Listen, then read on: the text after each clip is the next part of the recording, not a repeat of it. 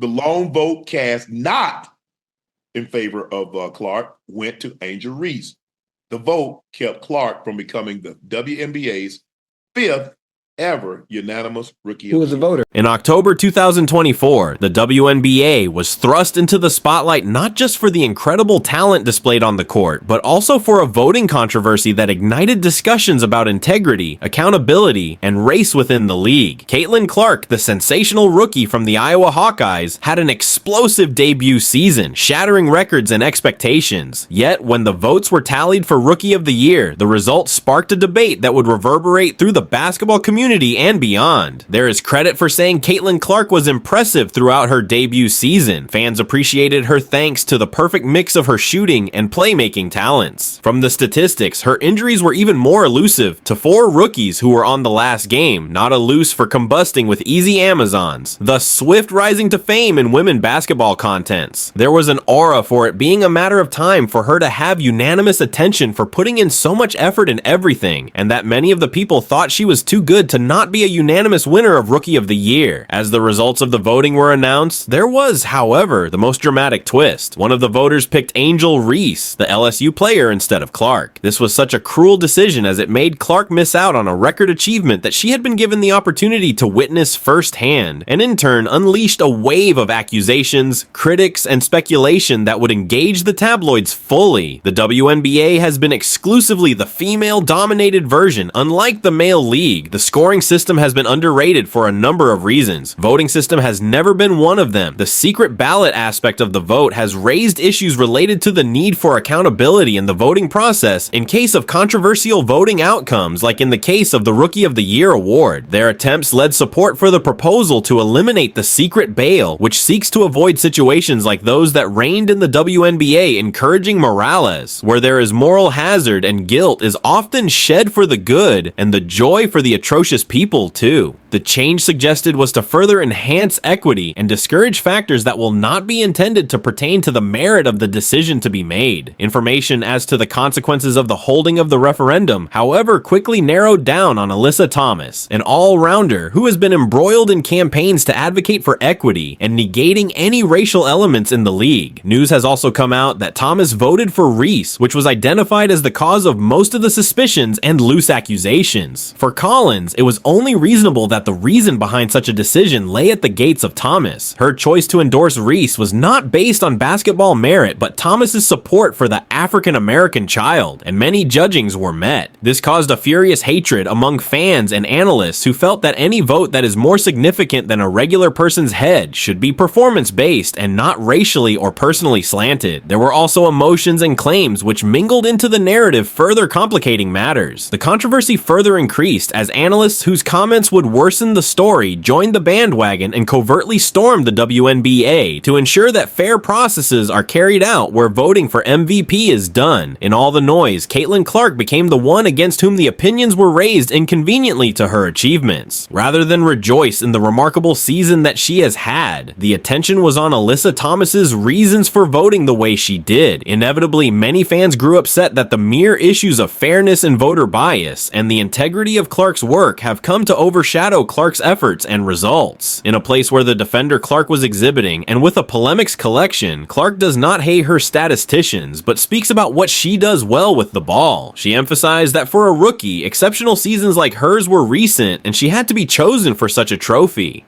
Posts about her comebacks in action and achievements tided over the social services, and hashtags in her support were among the top trends. Fans were deeply aggrieved that the focus on the story of Thomas's vote was overshadowing the real work and struggle Clark had put in. Developments revealed more and more that the question was not just about who won the vote. It underscored the necessity for the WNBA to deal with more fundamental problems of race, prejudice, and justice in the league. The debates that this stir created went beyond basketball and explored the issues of diversity and responsibility in sports.